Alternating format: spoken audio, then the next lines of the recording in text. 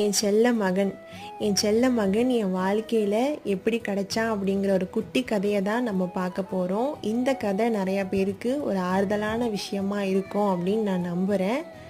அர்ஃபான் குட்டி எங்கள் வாழ்க்கையில் எப்படி கிடைச்சான் அப்படின்னு பார்த்தீங்கன்னா, ரொம்ப சீக்கிரமாலாம் கிடைக்கல. அதுக்குமே ஒரு டைம் இருந்தது.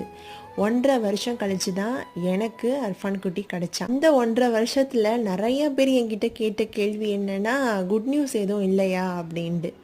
அது யார் கேட்பான்னு கேட்டிங்கன்னா, அவங்களும் ஒரு பொண்ணாக தான் கண்டிப்பாக இருப்பாங்க.